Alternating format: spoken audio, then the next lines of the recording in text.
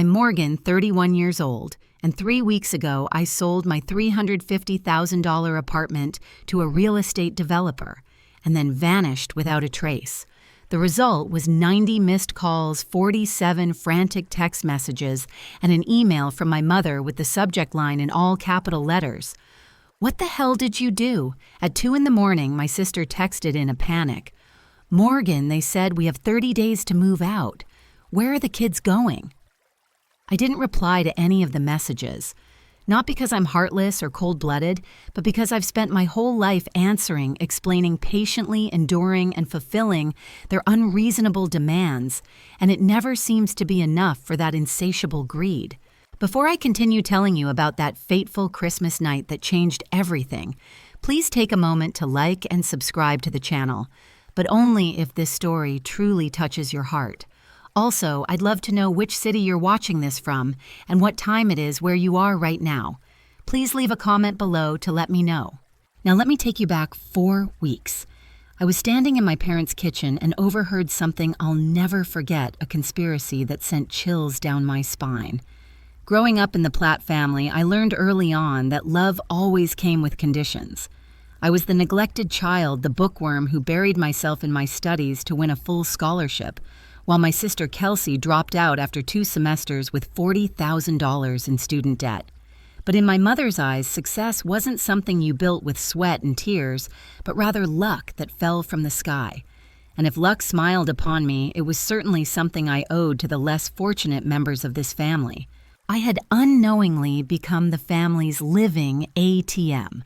The calls for money steadily increased from $20 for gas to $500. When Kelsey's husband lost his job, and I always transferred the money without ever questioning it. I thought my sacrifices would be rewarded with love, but I was wrong. That Christmas standing in the familiar kitchen, I was shocked to realize I wasn't their daughter, but merely a juicy target they were devouring to seize the home I had spent my youth building. My name is Morgan. I'm 31 years old, and if you look at my social media profile, you'll see the image of a successful, independent woman with a stable job and a dream apartment overlooking the city. But there's a truth I rarely share with anyone, a profound sense of loneliness in the very home where I was born. I grew up in the Platt family where I learned a bitter lesson early on that love isn't something given unconditionally, but rather a commodity with a price tag and unspoken terms that only I had to bear. My father, Harold, was a man who spent 30 years of his life working in a factory before his aching back forced him into early retirement. My mother, Diane, was more than just a housewife. She ruled our family like a queen in a small kingdom where loyalty meant absolute obedience, and any question of her authority was considered an unforgivable act of treason. And then there was Kelsey, my younger sister, 3 years my junior. Kelsey was the youngest daughter, the one who always needed protection, the center of the universe in my parents' eyes. I was always the odd one out in that perfect family picture. I was the bookworm, the avid daughter who won a full scholarship to college to ease the financial burden on the family. Meanwhile, Kelsey dropped out after only 2 semesters with a student loan of $40,000 because she was preoccupied with partying and unrealistic dreams. But strangely, the story my family concocted was completely different. In their eyes, Morgan was lucky while Kelsey was battered by life. No one in my family ever mentioned the 4 part-time jobs I worked simultaneously to make ends meet throughout my college years. No one remembered the summers I spent doing unpaid internships to gain experience while my sister went on vacation with her friends. No one congratulated me on the promotions I achieved through sweat and tears, while Kelsey only knew how to collect excuses for her failures. In my mother's eyes, success isn't something you build brick by brick. To her, success is like the weather or fate. It simply happens to you. And according to that twisted logic, if fate has smiled upon me, then I must be indebted to those fate has overlooked, specifically Kelsey. The phone calls asking for money started so subtly and insidiously that I didn't realize I was being taken advantage of. It began with just $20 for gas, then $100 for an unexpected utility bill, Then it rose to $500 when Derek Kelsey's husband lost his job again. I always sent the money immediately. I never dared ask why, never dared refuse. Looking back, I painfully realize I can't remember the last time my mother called just to ask how I was doing or how my job was going. Every conversation with my mother ended with the same script. She would ask a few perfunctory questions, then follow with a request carefully wrapped in a cloak of guilt, delivered with the precision of someone who had mastered the art of transforming obligation into love. She made me feel that if I didn't help, I would be a terrible sister, an ungrateful child.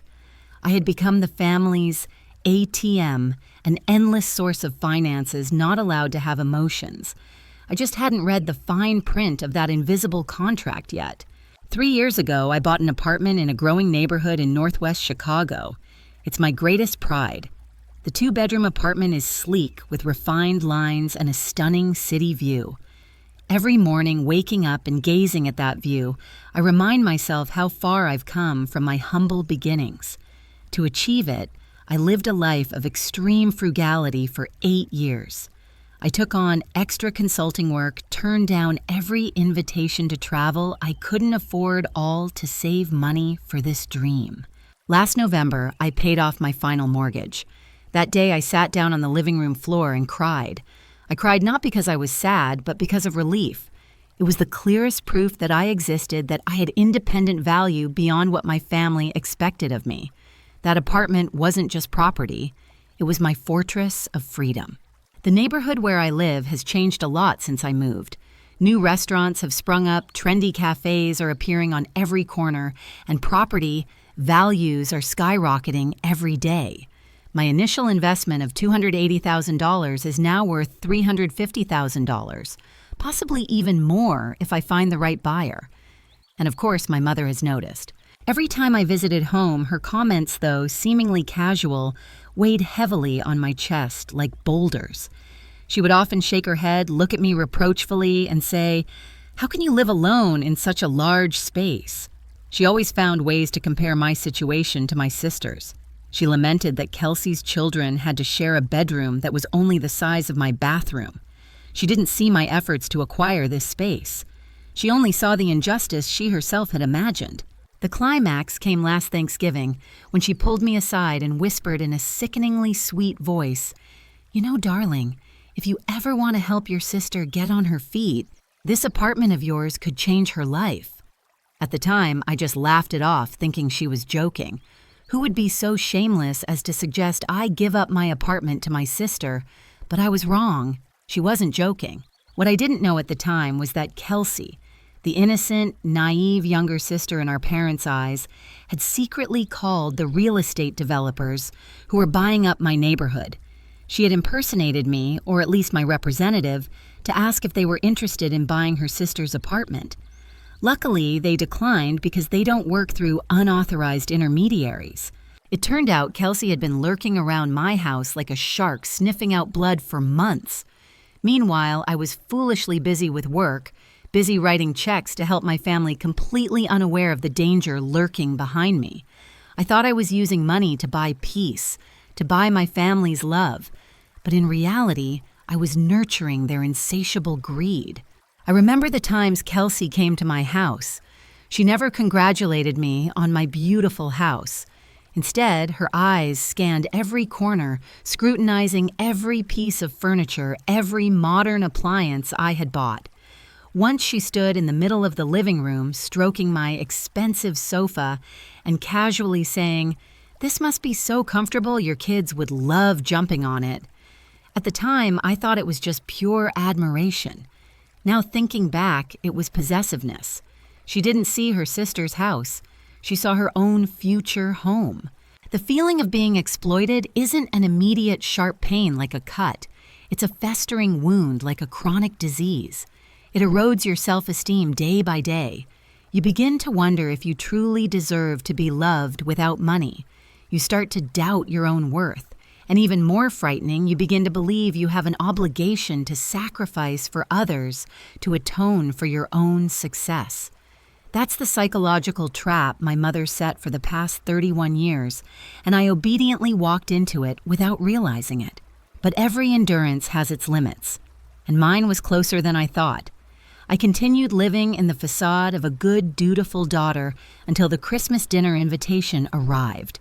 My mother texted that it was just the family and we had plenty to celebrate. I should have realized something was amiss then, because in the Platt family, celebrations always came with a price, and the one who paid it was always me. I prepared gifts, drove home with a mixture of excitement and anxiety, completely unaware that I was walking straight into the lair of those plotting to steal everything I had. The Christmas dinner invitation arrived in early December.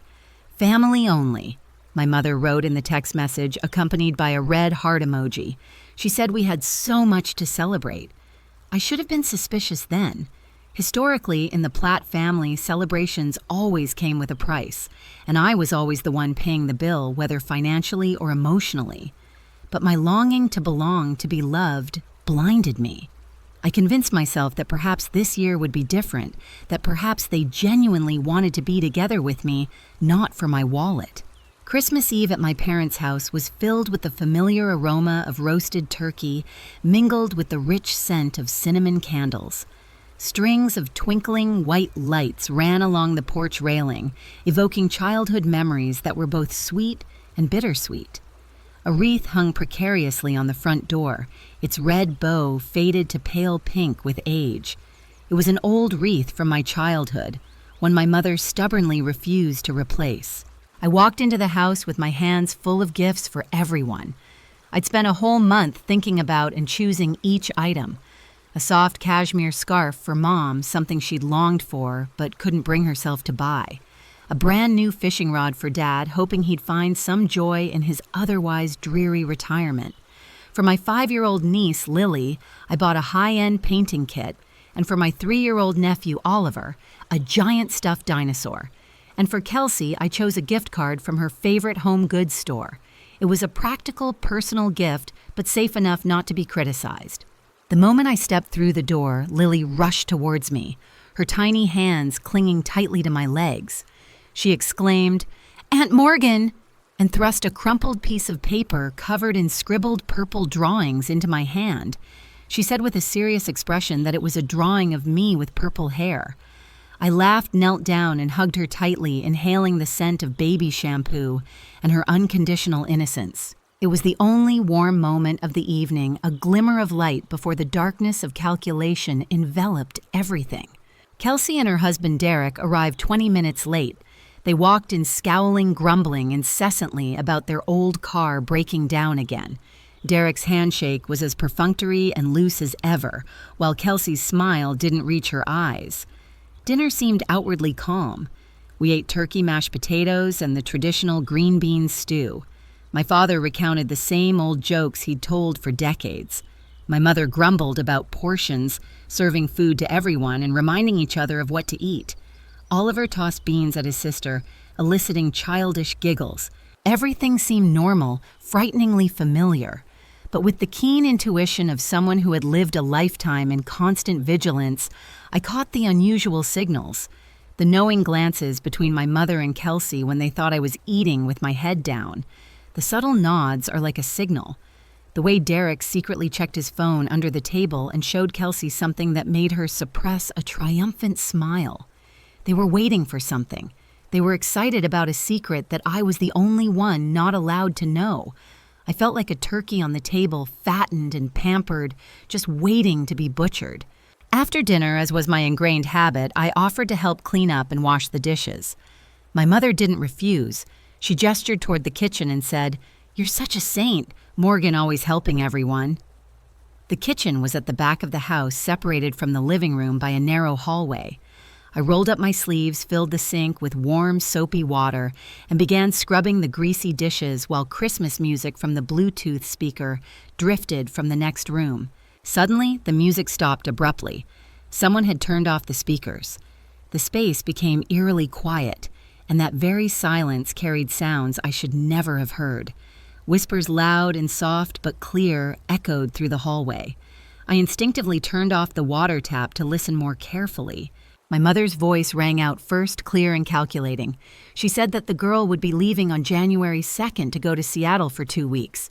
and my father would have the spare key. Next came the voice of my little sister Kelsey. She said with undisguised excitement that Dad would lie and say he came to water the plants and feed that silly fish. Then Derek's voice, her husband's, chimed in impatiently. He said we should act quickly on January 3rd. We have to move in before she lands. My hands froze in the icy, soapy water. My heart stopped for a second, then began pounding so hard I thought it would burst out of my chest.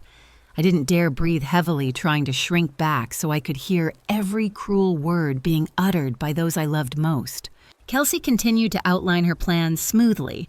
She said that changing the lock was the first thing to do. By the time she got back, we'd already settled in. What could she possibly do? Surely she wouldn't call the police to arrest her own sister. My mother's soft laughter rang out a sound that made my stomach churn with pain. She said with a firm tone that Morgan wouldn't do anything. He would never do anything. He'd cry, he'd sulk, and then he'd get over it as always. He always did. Her words were like sharp knives piercing my heart. It turned out that in her eyes, my tolerance and patience weren't virtues, but rather cowardly weaknesses that they could exploit. She added insult to injury by saying that the apartment was a waste of space. A single woman living in a 2-bedroom apartment while my grandchildren had to sleep in a room as small as a closet. Yes, Kelsey agreed, her voice dripping with a jealousy and greed I'd never dared name before. She said that the family has to look after each other. She'll understand sooner or later.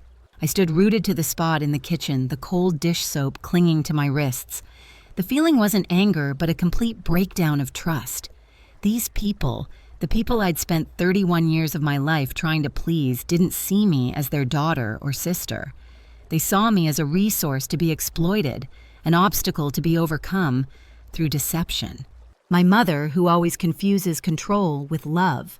My father, who would rather remain silent than stand up for what is right. My sister has learned that playing the victim is easier than taking responsibility for her own life.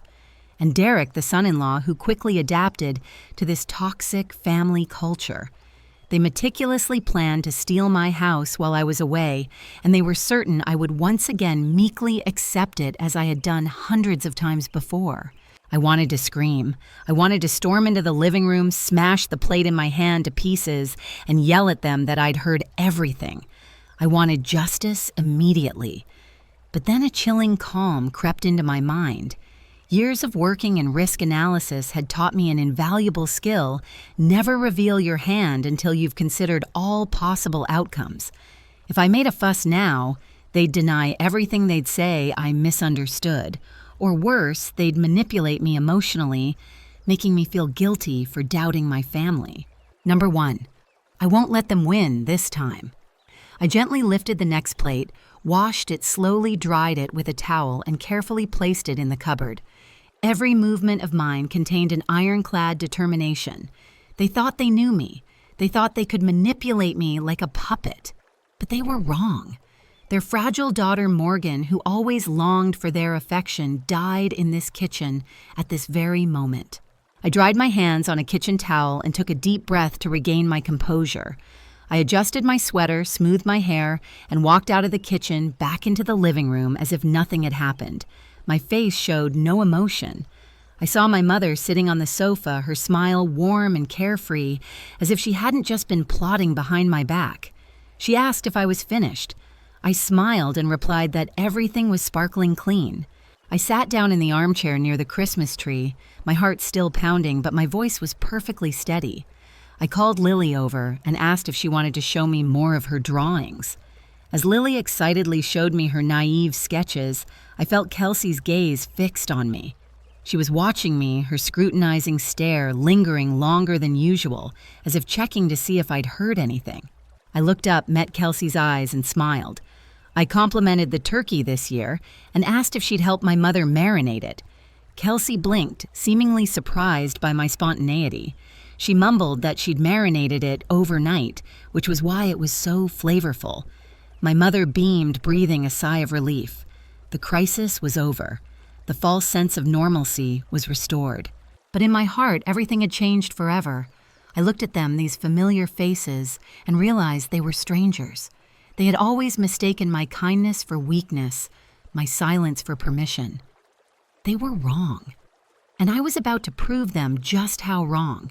I uttered a casual remark, light as a breeze but full of hidden meaning that only I understood.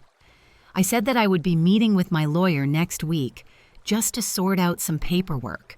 My mother didn't even look up. She simply replied indifferently, "That's good, dear."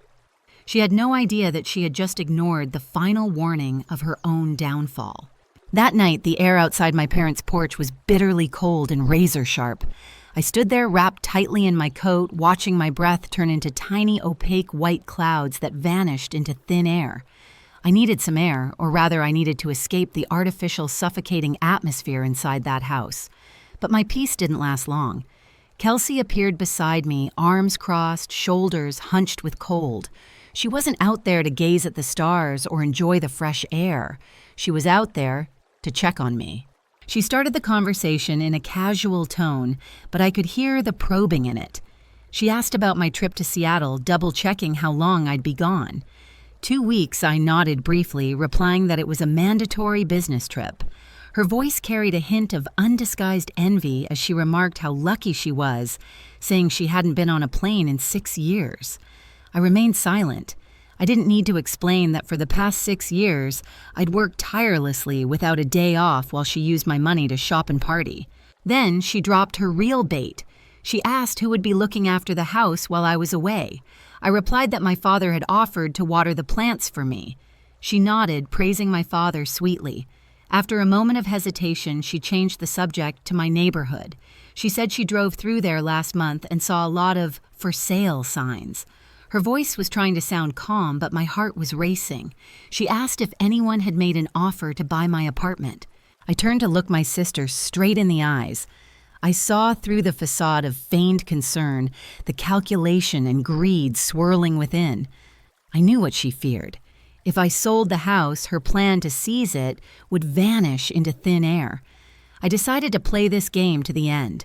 I kept my voice calm and composed as I said that several people had inquired, but I had no intention of selling. I saw Kelsey's jaw relax, a relief she couldn't hide. I added another sentence to completely distract her. I asked her about the rental, about the difficult landlord she often complained about. She stiffened slightly, then stammered that she and her husband were resolving things.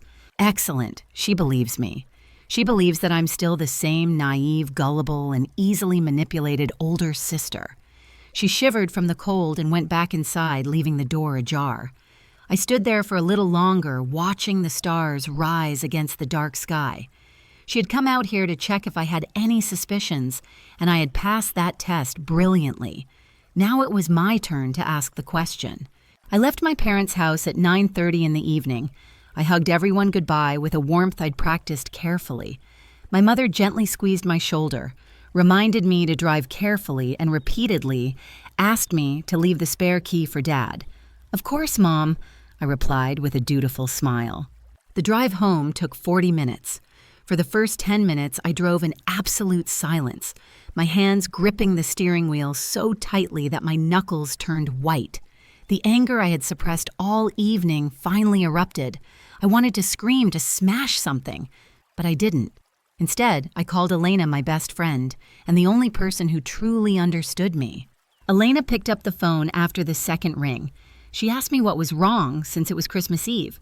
I told her everything about the conversation in the kitchen, about the plan to take over the house, about my parents' complicity, about Kelsey's triumphant look.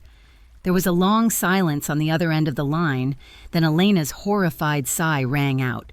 She exclaimed, "Oh my God," and asked what I was planning to do. I said I didn't know. I could confront them. I could call the police if they insisted on moving in. But then what Elena asked me in return, she was right.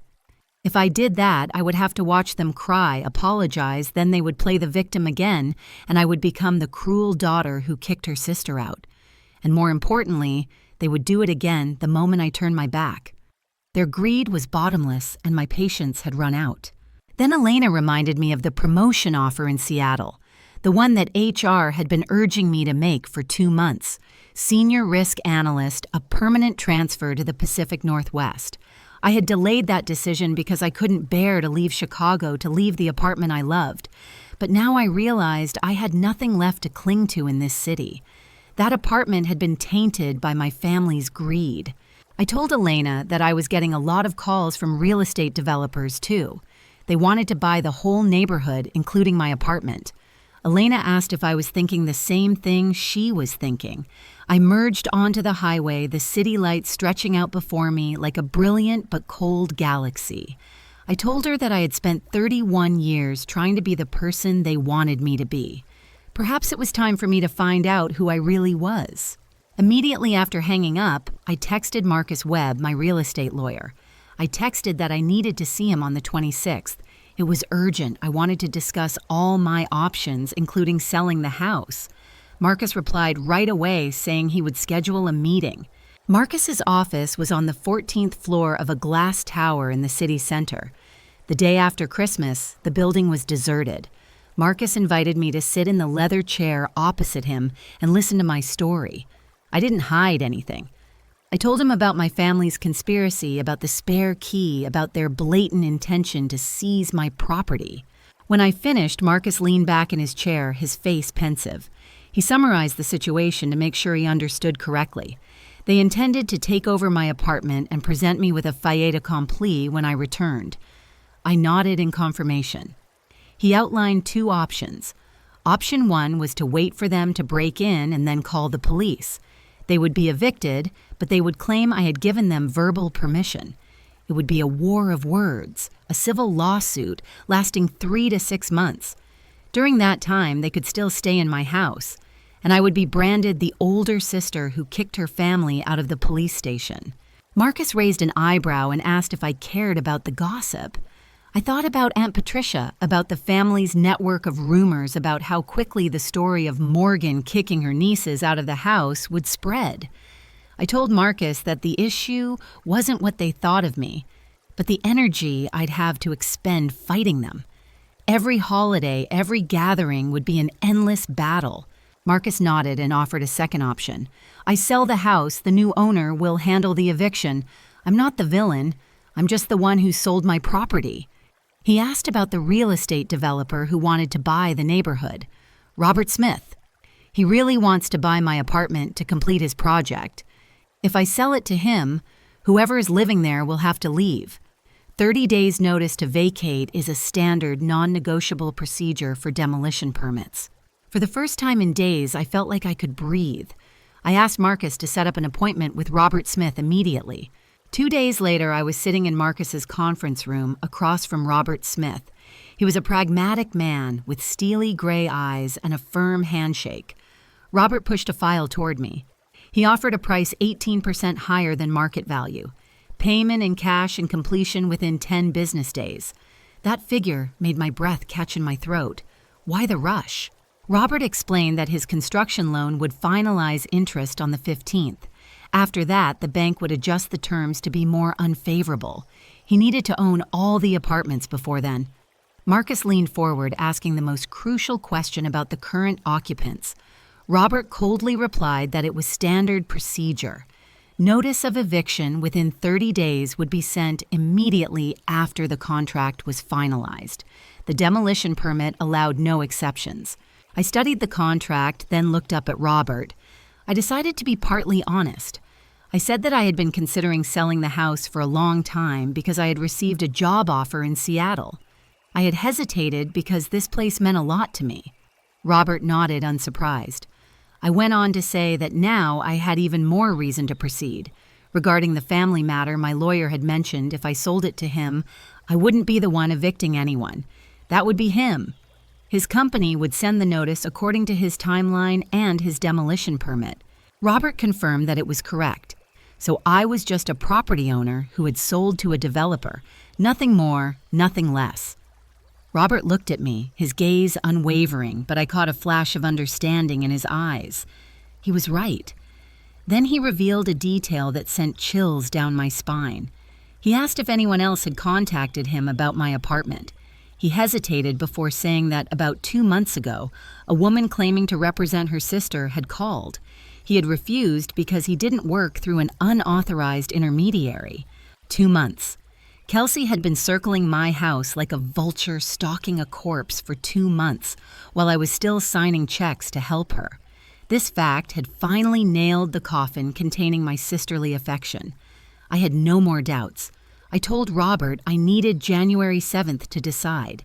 He agreed and said the offer would expire after that date. 7 days. More than enough time for me to be certain of my decision. I wasn't selling the house for revenge. I was selling it to save myself. I was selling it to sever the invisible chains that had bound me to this toxic family for 31 years. I left the lawyer's office and stepped out onto the windy streets of Chicago. My heart was empty, yet light. The trap had been set not by me, but by their own greed, and they were preparing to jump into it with blind joy. That New Year's Eve I spent at my Uncle Richard's house, my father's brother in the suburbs. It was a modest party with about 15 relatives crammed into a small 70s-era house. A rickety folding table displayed the food everyone had brought, and a few bottles of cheap champagne chilled in an ice bucket by the back door. I came alone carrying a bottle of wine that I knew I wouldn't drink a drop of. Kelsey and Derek were already there, pacing around the room and greeting everyone like campaign politicians. Derek's laughter was too loud and Kelsey's smile too radiant. They exuded the fervent confidence of people who believed luck had finally smiled upon them. I stood tucked away near the kitchen, sipping my sparkling apple cider and quietly observing their charade. It didn't take long for them to start bragging. I overheard Kelsey telling Aunt Patricia they had great news. She said proudly, "We're moving to a new place in January, a much better area, and the kids will finally have their own rooms." Aunt Patricia clapped and asked if they'd bought a house yet. Kelsey hesitated for a moment before replying that it was a family arrangement. Morgan's place was actually quite big and she lived alone, so my mother appeared right beside them like a professional actress who had memorized her script. She immediately chimed in, saying that Morgan was always generous. Everyone knew him doing everything for the family. Those words hit me like a bucket of ice-cold water. Aunt Patricia saw me from across the room and waved me over. She grabbed my elbow, her eyes sparkling with the curiosity of a seasoned gossip. She complimented me on how sweet I was to share my house with my sister. All eyes in the room were on me. My mother's gaze carried the familiar warning not to make a fuss. Kelsey's expression challenged me to dare deny her words. They were putting me in a fait accompli, using family pressure to force me to follow the sacrifice of the older sister script they had written. I felt the weight of expectations on my shoulders. I should have collapsed, forced a smile, and accepted my fate as usual. But not this time. I smiled the gentlest and most harmless smile I could muster. I simply said that family helps family. That's what the Platts always do, right? My mother relaxed her shoulders. Kelsey breathed a sigh of relief. They thought they had won. They thought they had trapped me. They had no idea that their complacency was the biggest trap they were willingly walking into. They didn't know that my definition of family had completely changed after that fateful Christmas night. At midnight, fireworks exploded, heralding the new year. I had left the party early and was sitting alone in my apartment, gazing out at the glittering city below. 2 emails awaited me on my computer screen. One was the final paperwork from lawyer Marcus regarding Robert Smith's offer. The other was confirmation from HR about my transfer to Seattle. I signed both, not for revenge, but because I finally loved myself enough to stop sacrificing my future for people who only saw me as a tool. On January 2nd, O'Hare Airport was packed with people. I dragged along a carry-on suitcase and a laptop bag. That was all I had with me. The rest of my life in Chicago I was leaving behind either by courier or simply by throwing it away. Before the plane took off, I called my dad. His voice sounded distracted and abrupt. He asked if I was at the airport. I replied yes, preparing for takeoff. I asked if he had a spare key. He confirmed he'd gotten it yesterday. I reminded him to water the plants and feed the blueberry fish. He mumbled he'd do it. I almost asked him, almost blurted out, "Dad, do you know what Mom and Kelsey are planning? Do you care?" But I swallowed the words. I knew the answer. Harold Platt had spent 58 years of his life avoiding conflict. He wasn't going to start defending me now. He wished me a safe journey and hung up.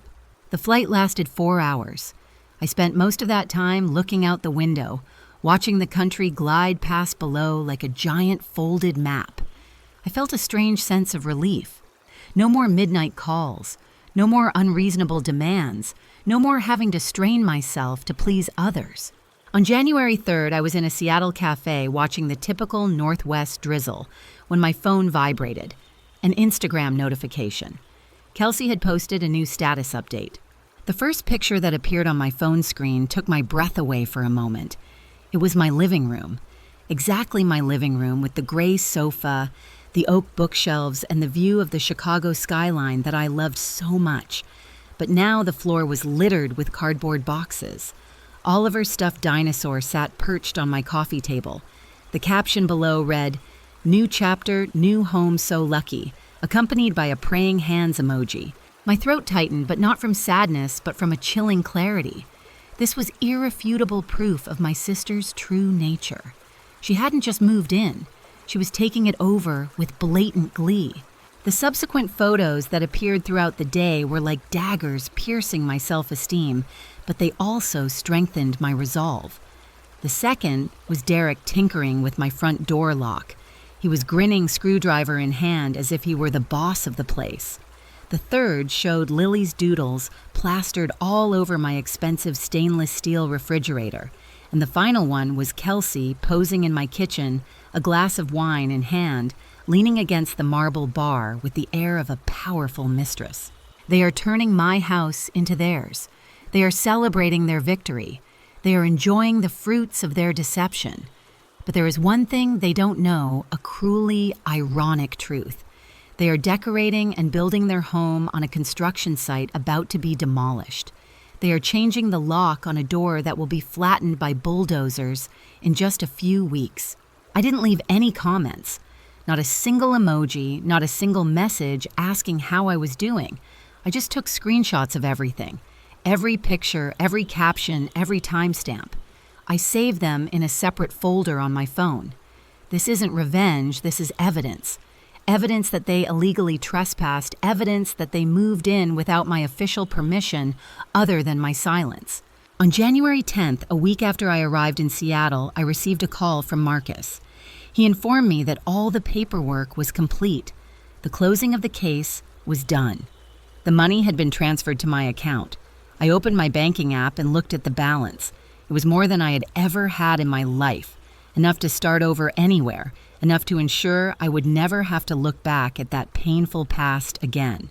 Marcus reminded me of the next deadline. Robert Smith's team will be posting the demolition notice within the next 7 to 10 days. Then came the mandatory 30-day deadline for relocation.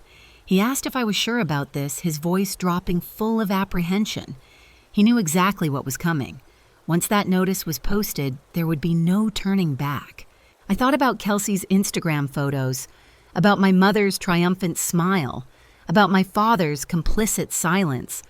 I thought about 8 long years I worked like a madman to support this family, only to receive the most blatant betrayal in return.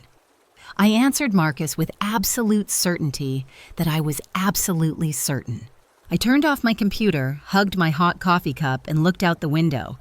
Seattle was gray and wet, strangers strolling the streets under colorful umbrellas. I felt alienated from this world, yet strangely free. I didn't feel triumphant, nor did I feel a desire for revenge. I simply felt relieved, as if I had just lifted a 1,000-pound rock that I had been carrying for too long. My phone vibrated again, a message from Elena asking if I was okay. I texted back that I was better than I thought. She asked if I was ready for what was coming since the announcement was about to be sent. I watched the raindrops streaking down the window pane, forming winding trails like scars. I had been ready for years, I just hadn't realized it. The trap has sprung. No more accurately, the cage door has closed. They're inside enjoying the free cheese they thought they'd stolen, completely unaware that the entire cage is about to be crushed. The curtain has fallen, and now it's time for the harsh reality to take center stage. January 18th. I was sitting in a morning meeting at my new Seattle office when my phone started vibrating in my jacket pocket. Once, twice, then a third time. I glanced at the screen, saw my mother's name, and quietly switched it to silent mode, continuing to focus on my colleague's presentation. But the phone wouldn't stay still. It vibrated violently on the wooden desk incessantly and frantically like a dying animal. My colleague sitting next to me turned to look at me with concern. I finally had to turn it off completely. At lunchtime, I opened my phone and the screen was immediately filled with a barrage of bright red notifications. 90 missed calls. In just 3 hours. I sat in my car in the company parking lot, taking a deep breath to brace myself for the storm I knew was about to hit Chicago. The first voicemail was from my mother. Her voice was no longer the artificial sweetness of Christmas Eve, but shrill with anger. She yelled my full name, Morgan Elizabeth Platt. She asked me what the hell I had done. She screamed, "Do you know what's going on at home? Call me back immediately." There was no greeting, no concern, only command and accusation. The second voicemail was from Kelsey. Her voice was shaky, a mixture of panic and sobs.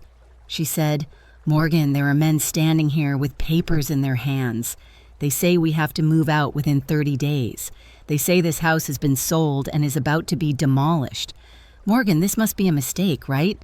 Call me back quickly. The children are screaming and crying." The third voicemail was from Derek. He wasn't tearful like his wife, but aggressive and threatening. He said it was crazy. She couldn't just sell a house that was already occupied. They had their rights. He said he would call a lawyer.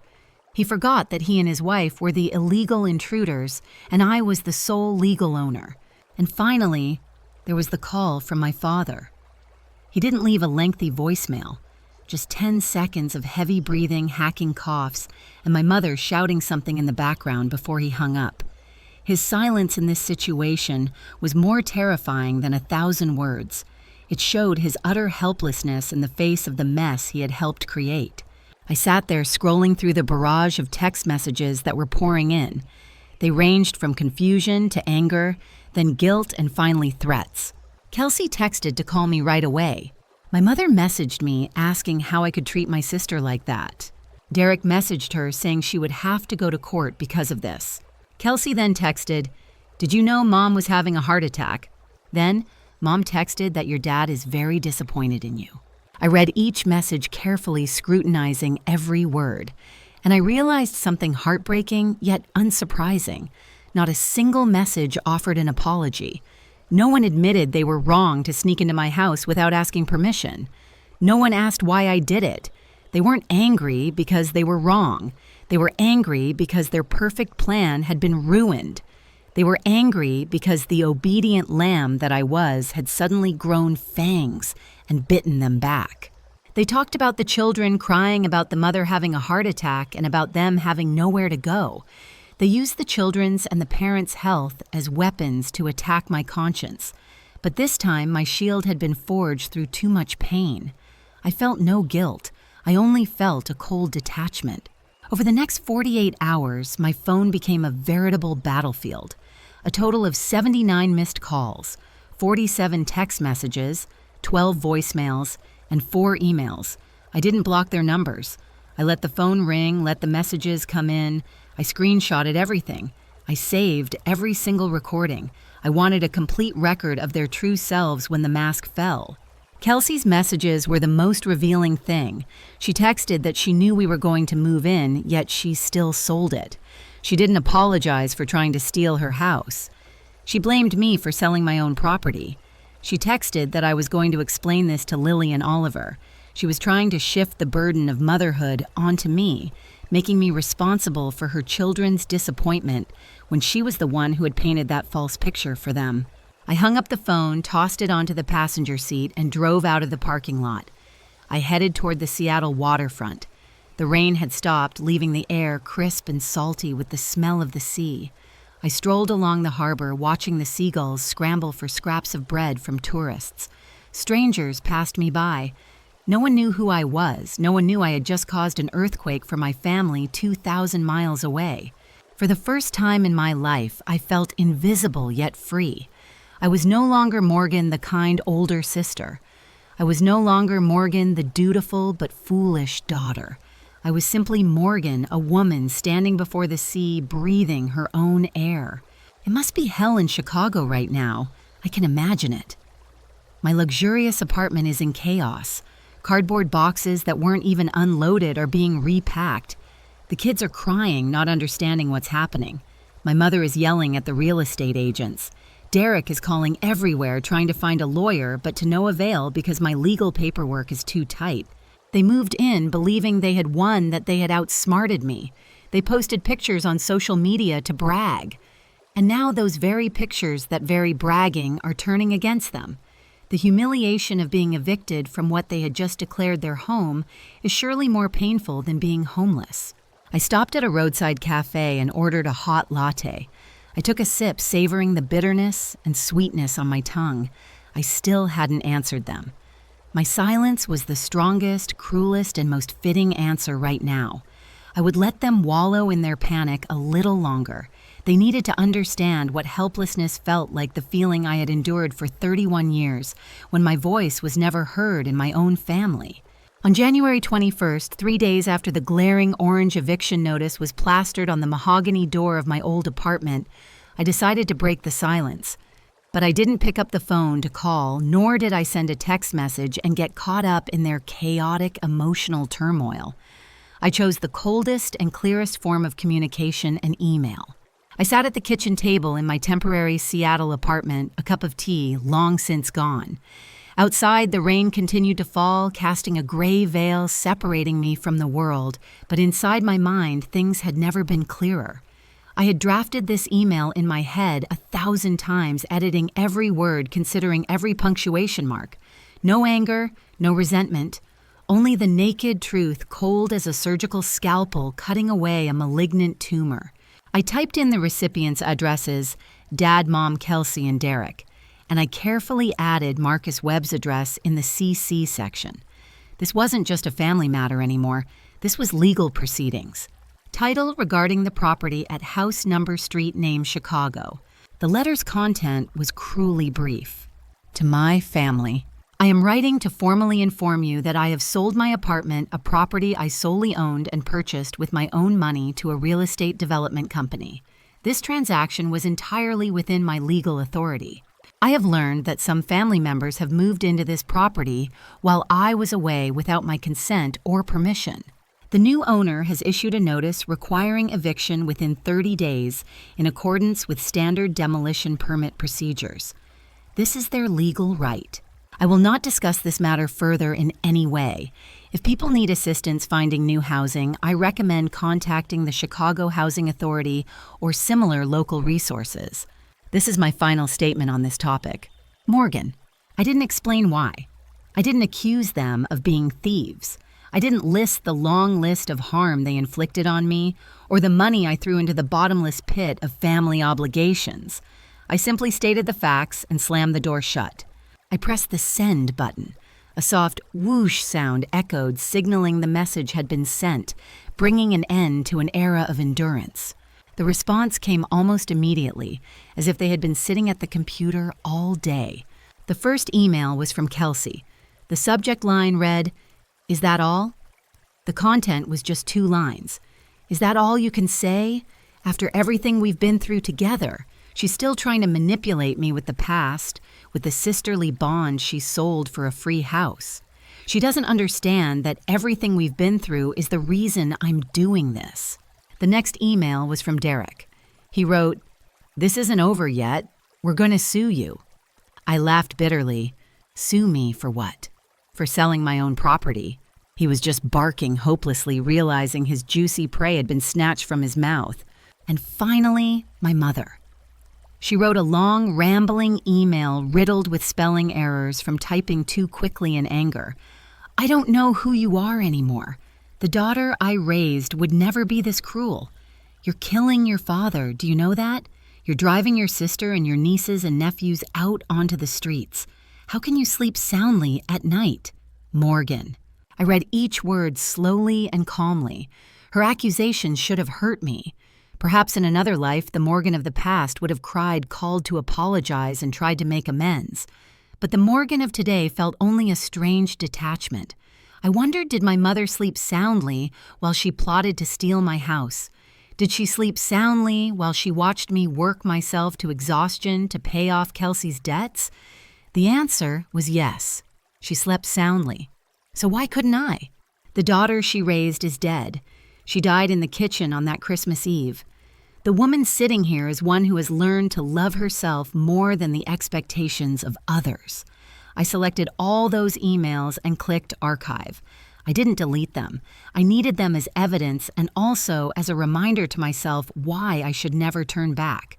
But the storm didn't stop within my small family. The Platt family's gossip network was more effective than any tabloid newspaper. Within a week, my phone was ringing with calls from unknown numbers or names I hadn't contacted in a long time. The story had been embellished and spread everywhere at breakneck speed. According to the circulating version, Morgan is a cold-blooded killer who sold the house out of jealousy and personal vendetta, evicting his sister's poor family in the freezing winter. No one mentions the plot to seize the house on Christmas Eve. No one mentions that they broke the lock and moved in without permission. Only the image of poor Kelsey and wicked Morgan remains. Aunt Patricia called me twice in a row. I put both calls on voicemail. Her voice on the text message was so sweet it gave me goosebumps. "Dear Morgan, this is Aunt Patricia. I just wanted to let you know that your mother is devastated. She's been crying and saying she doesn't understand what she did wrong.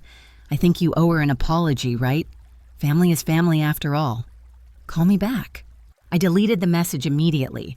Family is family, the most toxic mantra of all time. It's used to justify all abuse, exploitation, and disrespect. If family were truly family, they wouldn't have treated me like a tool. Some other relatives chose to silently cut ties with me. I found myself blocked on Facebook, unfriended on Instagram. Cousins who had asked me for help finding jobs, aunts who had borrowed money from me now turned their backs on me as if I were a monster. I was being erased from the family story, my name crossed out as a villain, not worth mentioning.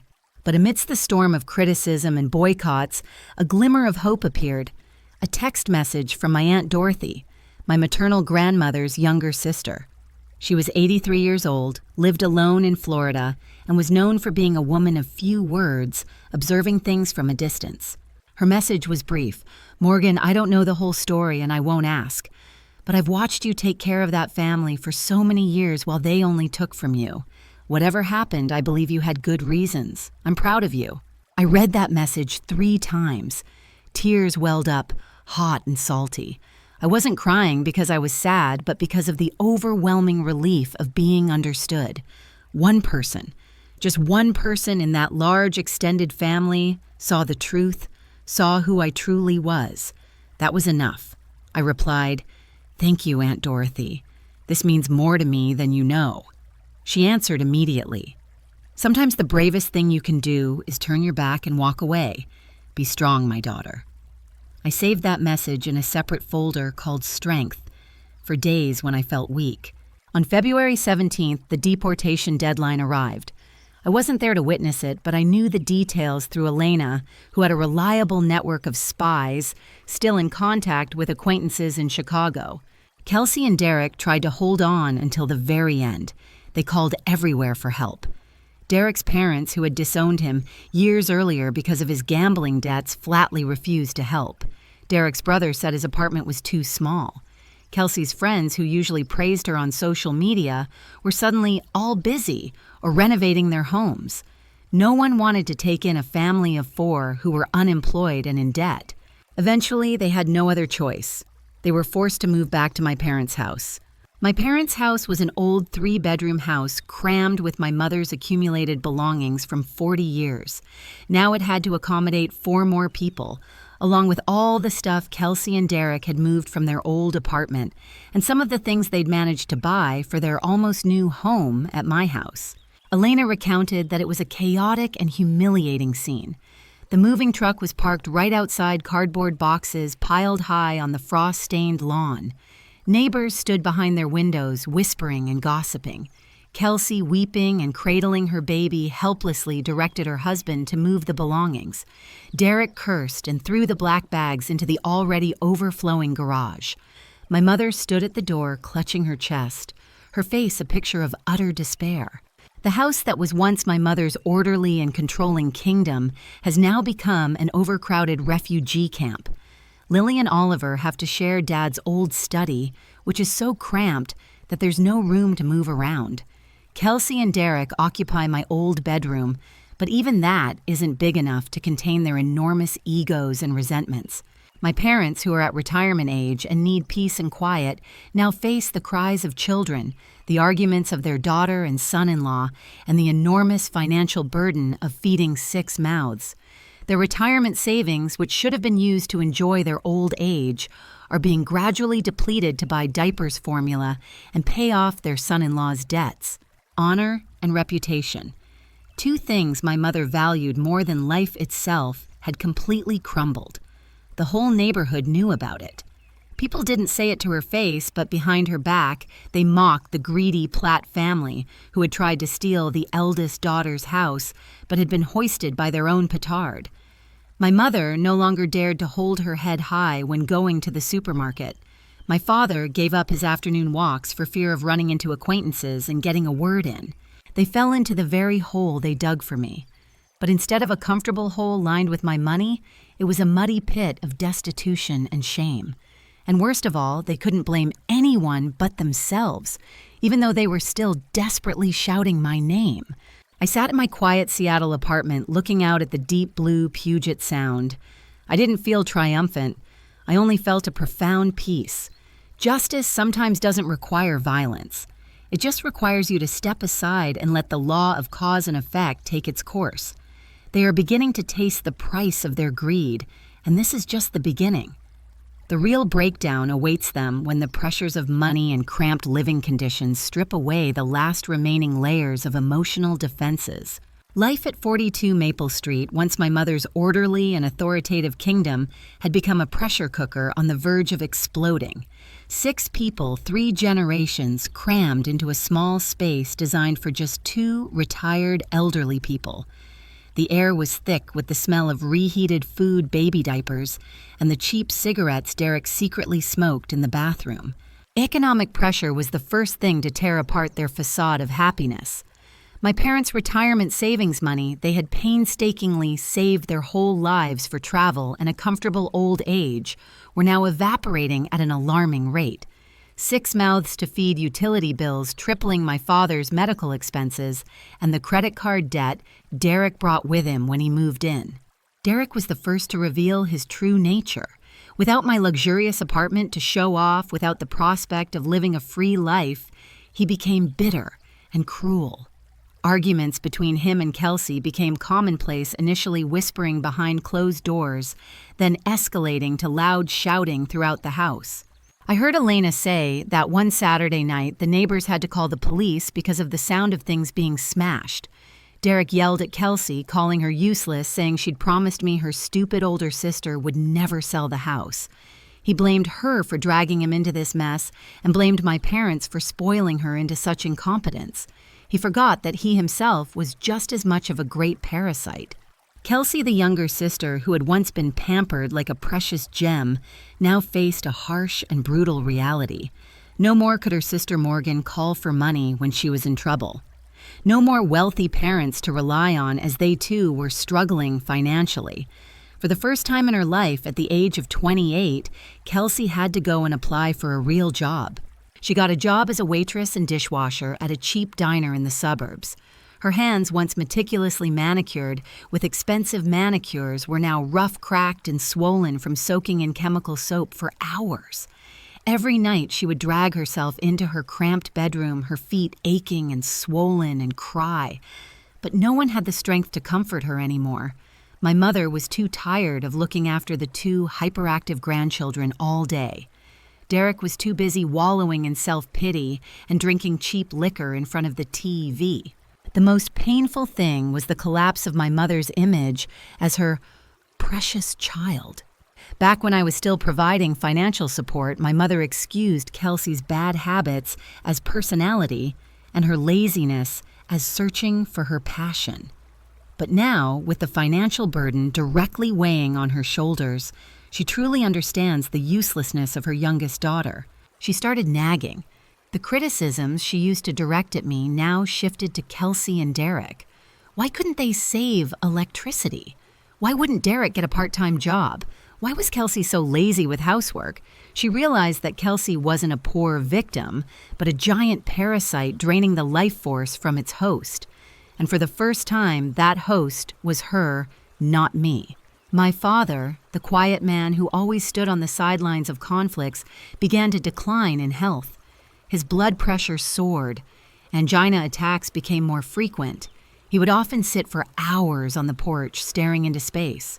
Perhaps he was reminiscing about the peaceful days when I quietly paid all the bills. Perhaps he regretted aiding my plot to steal the house only to receive this immediate retribution. But his regret and that of the whole family wasn't strong enough to overcome their egos. They still hadn't apologized to me. One evening, Kelsey called me. I didn't answer, but I heard her voicemail. Her voice was hoarse from crying, devoid of any arrogance, filled only with utter despair. She said, "Sister, I'm so tired. My legs hurt so much. Derek is threatening to leave me. My mother keeps scolding me all the time. Please, just this once. Can you send me some money? I promise I'll pay you back." I heard that message and felt a shiver run down my spine. Not out of pity, but because I realized I had once been in that position. I had been tired, exhausted, and longed for encouragement from my family only to receive cold indifference. Now she is experiencing exactly what I went through, but to a much worse degree, because she lacks the ability to stand on her own 2 feet as I did. I didn't answer. Sending her money now wouldn't save her. It would only continue to harm her. She needs to hit rock bottom. She needs to understand the value of money, the value of hard work, and the price of betrayal. The Platt family is falling apart from within, not because of my influence, but because of the weight of the selfishness and greed they have nurtured for so many years. Without me as the scapegoat, to bear all their sins and hardships, they are forced to turn against each other. That small house has become a prison for the demons they once hid behind the mask of a happy family. And I, observing from afar, know that this painful cleansing process is the only thing necessary to save the remaining humanity within them. That winter in Chicago seemed to stretch on endlessly. The snow melted and then fell again, blanketing the city in a cold, bleak white, much like the atmosphere inside 42 Maple Street. 3 months had passed since my family was evicted from the paradise they had once tried to steal, and those 3 months felt like 30 years.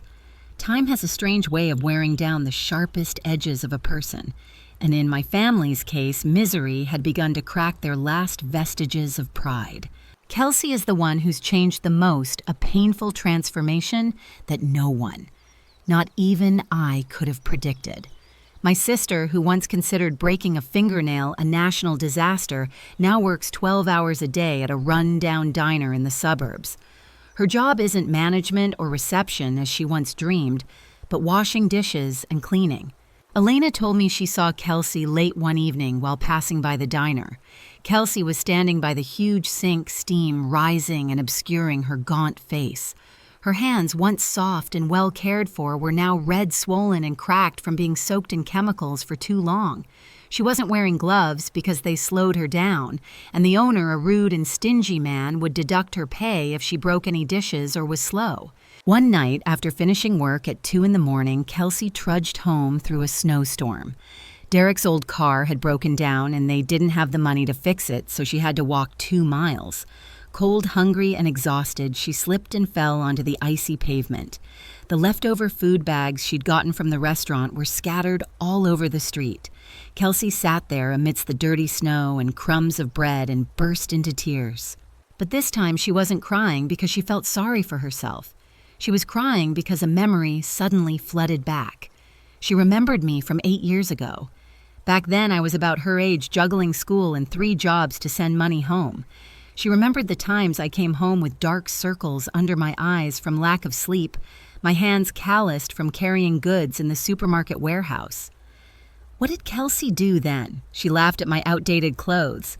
She frowned when she saw me dozing off on the sofa. She nonchalantly took my hard-earned money to buy dresses and clothes that she would only wear once. In the biting cold of that winter night, the truth struck Kelsey like a punch to the face. She realized that the comfort she had enjoyed for so many years wasn't due to luck, nor was it bestowed upon her by her parents. It was built on my silent sacrifice and physical pain. She endured all of this for me, Kelsey whispered through the howling wind, and I repaid her by trying to steal her home, her only refuge. Regret was no longer an abstract concept. It became a physical pain, a gnawing ache in her chest more intense than the cold outside. Kelsey's awakening intensified when Derek, the husband she had blindly defended, revealed his true cowardice. As their money dwindled, Derek's love evaporated. He began coming home late, leaving Kelsey to struggle with work and children. Not only did he fail to find work, but he also secretly stole the small amount of money Kelsey hid under the mattress to buy alcohol and gamble. The situation escalated when Kelsey discovered he was texting another woman, complaining about being stuck with a penniless and stupid in-law family. A fierce argument ensued. Kelsey screamed, throwing his clothes out into the yard. Derek sneered, looking at her with contempt and saying, "Look at yourself, Kelsey. You're a wreck. You're nothing without your sister's money." He left that night, leaving Kelsey with 2 young children and a broken heart. But his departure was her liberation. She realized she had placed her trust in the wrong person and had been cruel to the only one who truly loved her. Meanwhile, the atmosphere at my parents' family meals also changed. The lavish meals of the past were gone, replaced by watery soups, cheap bread, and wilted vegetables. My father, once a very proud man, now sat eating in silence, his sunken eyes staring into space. He had lost 10 pounds due to anxiety and illness that lacked proper medication. One evening, as the family was eating amidst the dreary clatter of spoons and bowls, my mother began her usual lament. She slammed her bowl of soup down on the table and in a bitter tone said it was all Morgan's fault. She was so cruel. How could she, so rich, let her parents and sister live in such squalor? She was an unfilial child. Usually, Kelsey would go along with her mother, adding fuel to the fire to vent her own frustration. But today was different. Kelsey stopped eating and looked up at her mother. Her eyes were red, but her gaze was unusually resolute. She spoke softly but clearly, telling her mother not to say those things anymore. My mother was stunned, as if she'd just been slapped. She asked, "What did you say?" Kelsey took a deep breath, her voice trembling, but she didn't back down. "I told you, Mom, to stop talking badly about Morgan. She's not wrong. She's not wrong at all. We're the ones who are wrong." My mother snapped, "Are you crazy? He'll kick you out." "No, Mom." Kelsey shook her head, tears beginning to stream down her cheeks. "We tried to steal her house. We moved in without permission. We lived off her money for 8 years without ever saying a proper thank you. She owes us nothing. It's us, me, and your indulgence that have turned me into this useless person." The room fell into a deathly silence. My father stopped eating, his hand trembling as he set down his spoon. He looked at Kelsey, then at his wife. For the first time in years, he spoke, his voice hoarse. "She's right, Diane." My mother gasped, staring at her husband and daughter as if they were aliens. She wanted to yell, to argue, but when she looked into Kelsey's tired eyes and cracked hands, her words choked in her throat. She saw the consequences of her own flawed upbringing. She saw a young woman battered by life because she lacked survival skills, and she realized she was the author of that tragedy. She had loved Kelsey the wrong way and loved Morgan too little. She slumped onto the table, burying her face in her wrinkled hands and weeping. Her crying was no longer feigned or theatrical. It was the cry of a mother who realized she had completely failed. She had lost one child due to exploitation and nearly ruined the other due to overindulgence. That night, no one could sleep. Kelsey lay there hugging her 2 children, staring up at the damp, moldy ceiling. She no longer resented me. She was beginning to miss me. She missed the days of childhood when I braided her hair, the times I secretly gave her pocket money, and the feeling of security she had with me. She realized that I wasn't just an ATM, I was her older sister. And she had lost me. Regret began to sprout in the ashes of the Platt family. It didn't stem from the loss of their home or money. It came from an awakening of conscience when people are pushed to the brink. When there are no more material things to hide their true selves, they are forced to confront the naked and ugly parts of their souls. They realize that the greatest punishment I inflicted upon them was not eviction, but silence. My absence from their lives left an immense void that no amount of money could fill. From afar, I am still unaware of these changes, but I believe in the power of the abyss. Only when one hits rock bottom can they rise again or remain there forever.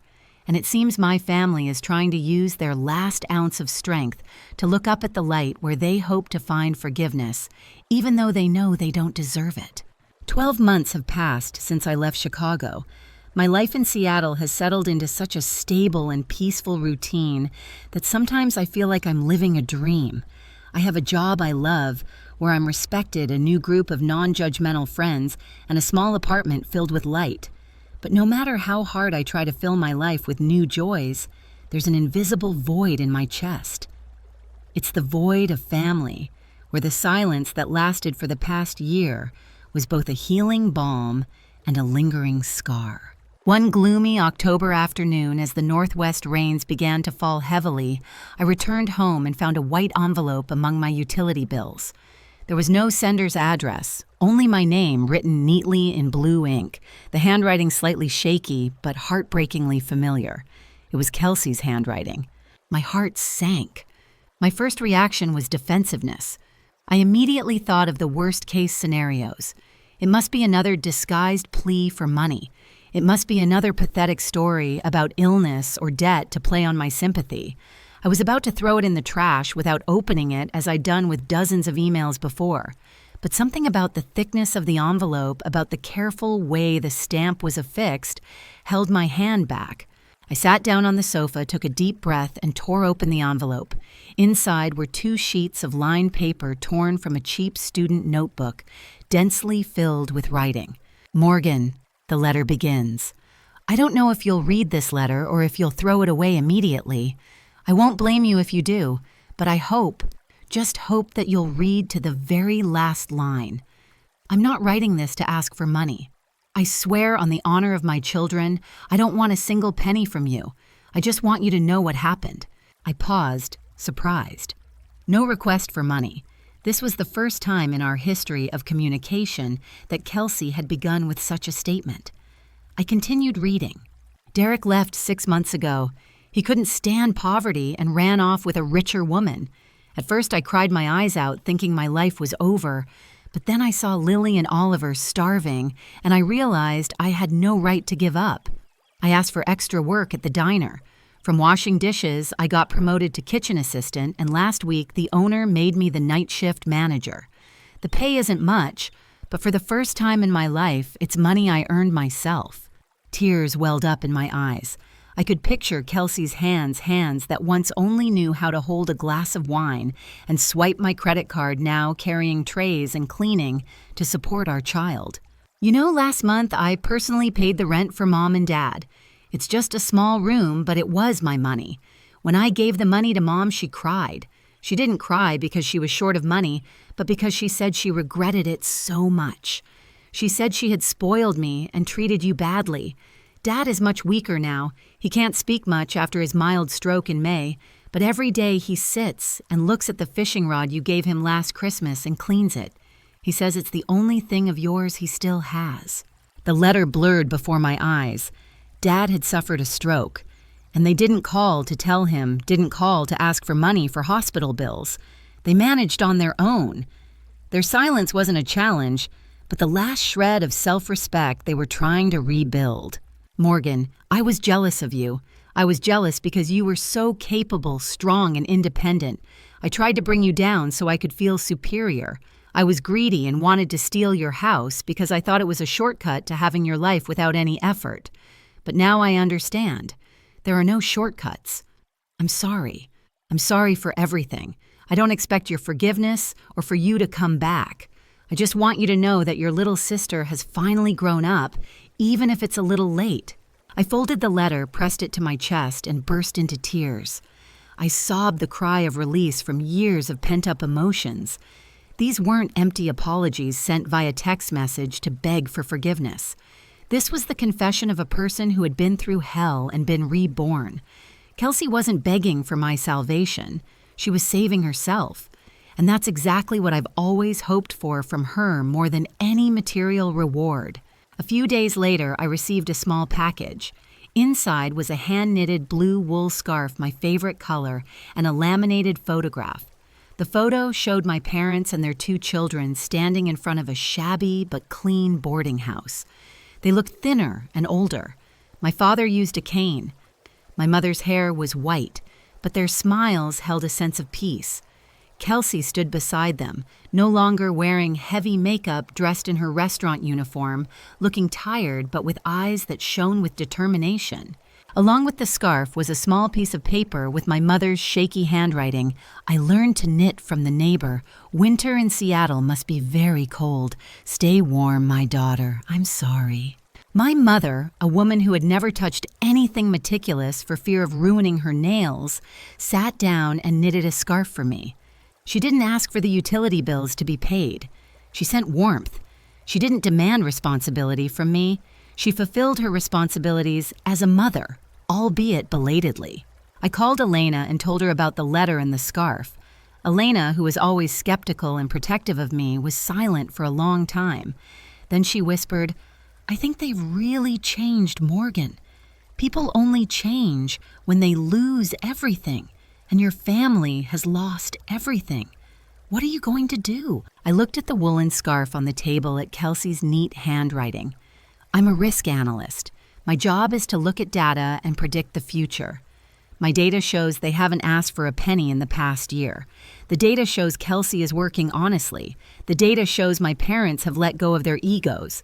And the biggest risk right now isn't being taken advantage of again, but that I'll regret it for the rest of my life if I don't give them a chance while they're trying to make amends." I told Elena that I was going home. It wasn't to save them financially. I'll never go back to being an ATM again. I came back to see if we could be a real family, a family where love doesn't come with bills, a family where respect is reciprocal. I booked a flight to Chicago. The flight departs on October 20th. I didn't tell anyone beforehand. I wanted to see them in their most natural state, without preparation, without acting. I wanted to see the truth with my own eyes. The night before my flight, I tossed and turned, unable to sleep. I was both afraid and hopeful. Afraid of being hurt again, but hopeful that this time the miracle of repentance would be real. I remembered Aunt Dorothy's words, "Sometimes the bravest thing you can do is turn your back and walk away." Perhaps now the bravest thing I can do is to return, but with a completely different mindset.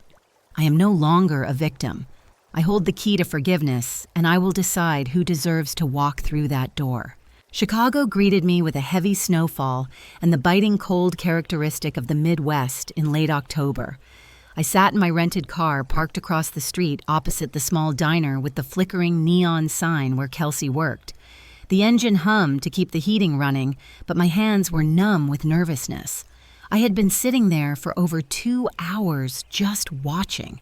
I needed to see with my own eyes what Kelsey had written in the letter to be sure it wasn't another elaborate charade designed to deceive my compassion.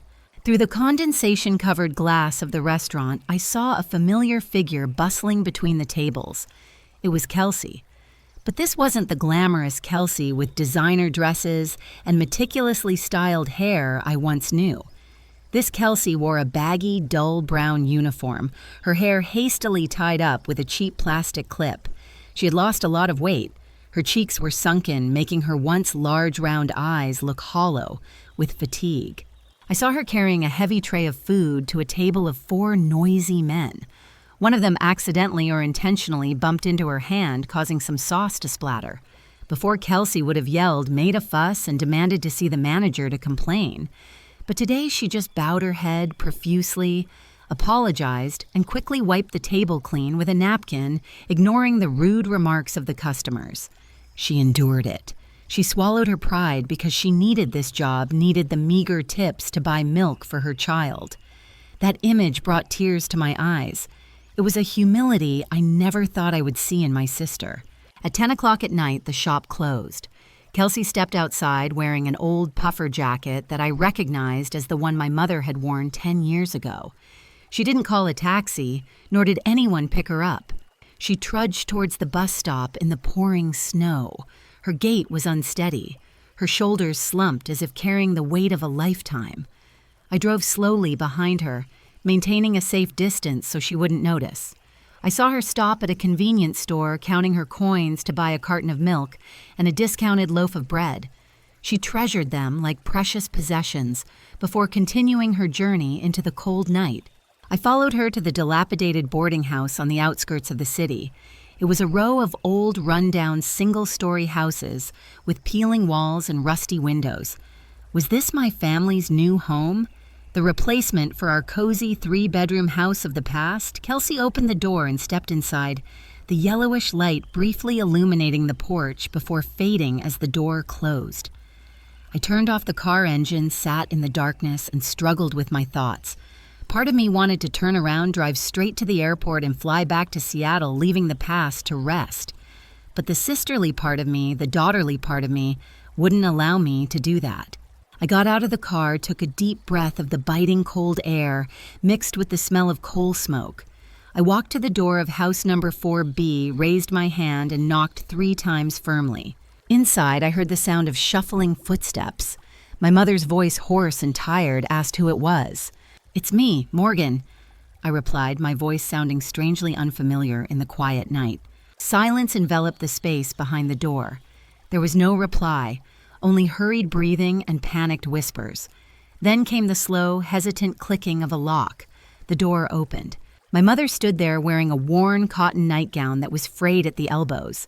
Her hair was almost completely white, no longer dyed chestnut brown as it used to be. Her face was etched with wrinkles of worry. When she saw me, she took a step back, covering her mouth with her hand, her eyes wide with astonishment and fear. She seemed unable to believe her eyes, as if I were an illusion born from her remorse. "Morgan," she whispered, her voice breaking. You're really here?" "Hello, Mom," I said softly. "Can I come inside?" She nodded nervously, opened the door wide, and stepped aside like a servant, welcoming a distinguished guest, her demeanor heartbreakingly submissive. "Come in, child. It's very cold. Come in." The room was small and cramped, but surprisingly clean. The floor was gleaming. The few pieces of furniture were neatly arranged. On the old table, in the corner, sat a vase of wilted wildflowers, probably picked by someone from the roadside. My father was sitting in an old armchair, a thin blanket draped over his hips. When he saw me enter, he tried to stand up, his trembling hands supporting himself on the armrest.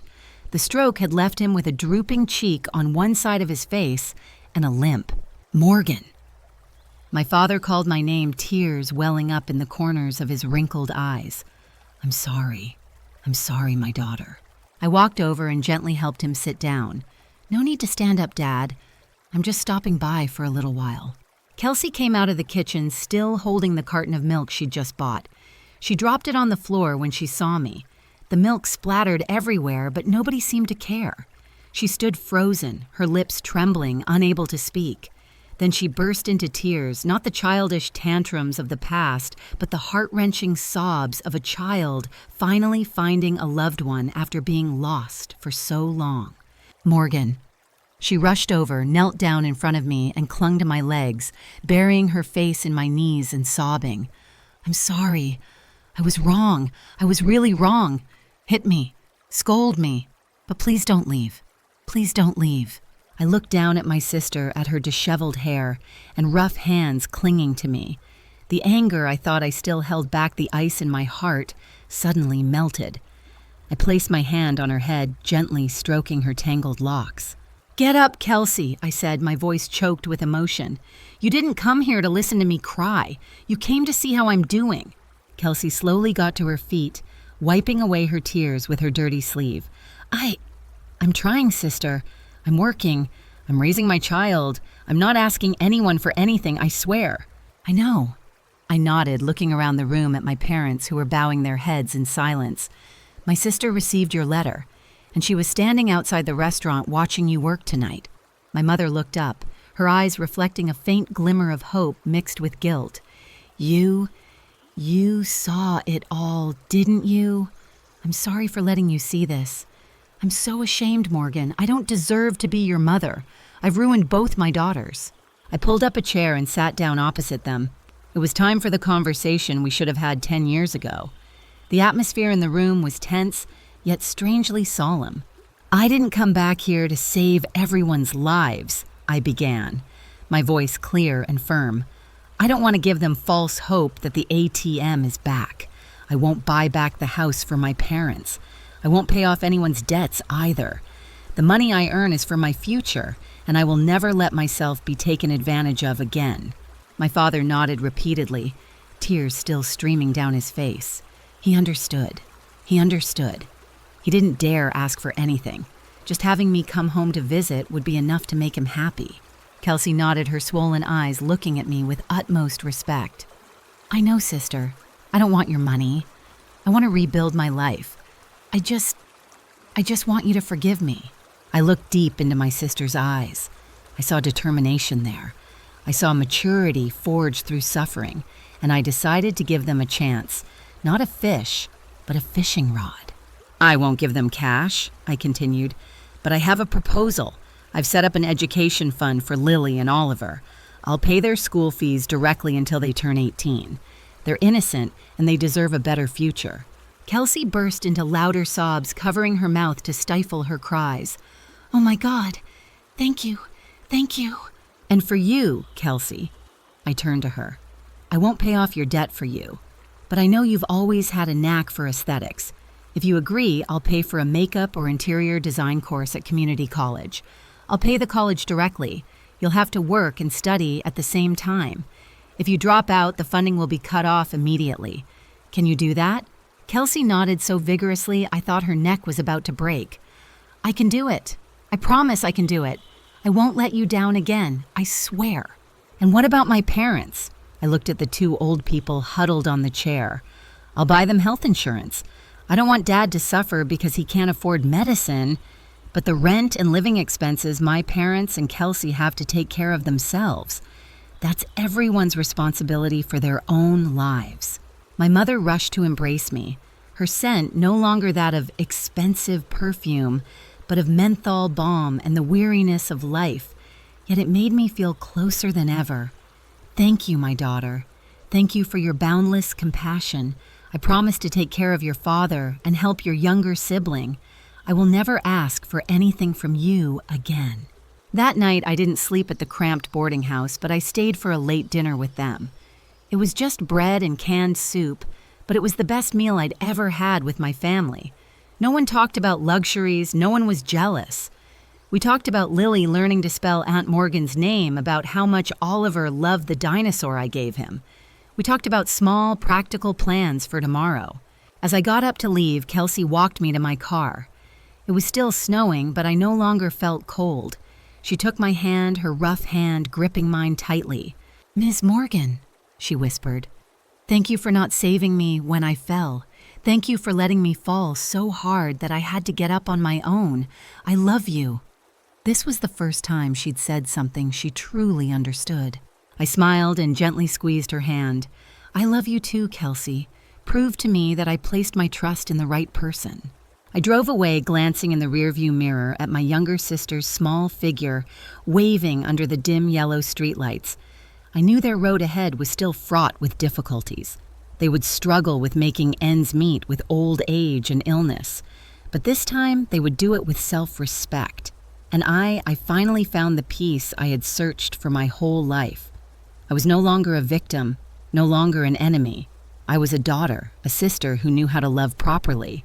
And that was the greatest liberation. 2 years have passed since that tearful, snowy night in Chicago. Time is not only a healer, but also a masterful sculptor, smoothing out the rough edges of human nature and reshaping relationships that seemed irreparably broken. I'm sitting on a plane back to Chicago for Thanksgiving. This time, there's no heavy feeling in my chest, no anxiety about how much cash I need to prepare or what demands I might face. Just a gentle peace and a genuine sense of anticipation. Kelsey graduated with honors from her interior design course at community college last June. True to her promise, she didn't give up, even when she felt completely exhausted. She worked 2 part-time jobs while attending school to cover her living expenses and raise her children. I stayed true to my principle of only paying tuition directly to the school and not sending any additional cash. There were months when Kelsey ate instant noodles for a whole week to save money for milk for Lily and Oliver, but she never once called to complain or ask for help. She learned the most important lesson of her life. Self-respect is worth more than any fancy meal.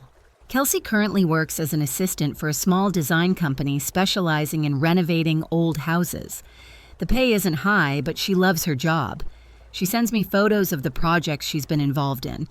Old, dilapidated rooms transformed by her skillful hands and refined taste rooms she once wasted on pointless purchases. Looking at those photos, I see a reflection of myself from the past, a woman who found joy and value in her work. The taxi took me to a quiet suburban neighborhood where my parents and Kelsey were renting a small but airy ground-floor apartment, a far cry from their old dilapidated rented room.